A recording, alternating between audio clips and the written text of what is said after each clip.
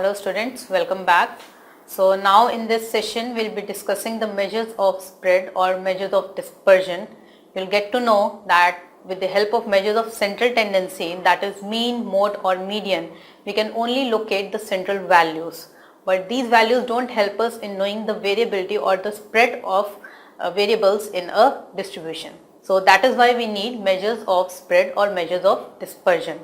So we shall be discussing the four types of measures of dispersion, that is range, mean deviation, standard deviation and finally variance. So let's begin.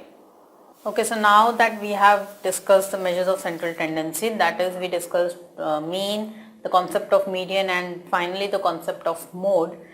That was measures of central tendency, but you must have noticed that when we talk of mean or median, they just help us in locating the center of a distribution, but they do not tell us anything about the spread, about the variability in the distribution,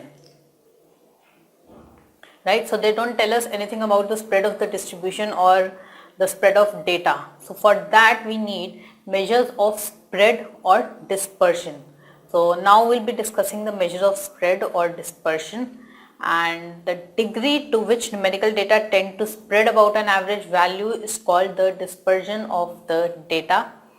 The four measures of dispersion are, so now we'll be discussing the four measures of dispersion one by one. First of all we have range, then we have mean deviation, variance and finally the standard deviation.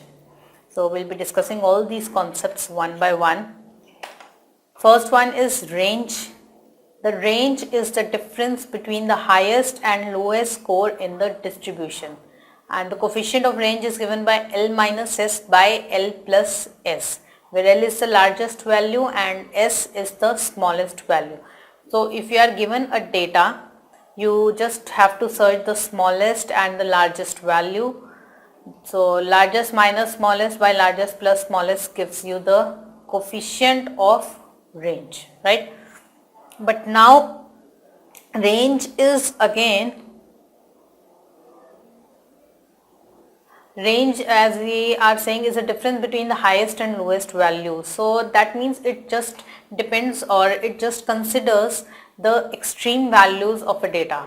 It will take into consideration the highest value and the lowest value, only the extreme values, but it won't take into account the spread of the data. So that is why it is range is basically a limited source of variability of data, limited measure you can say of variability of data, because it does not reflect the pattern of variability in a data, right?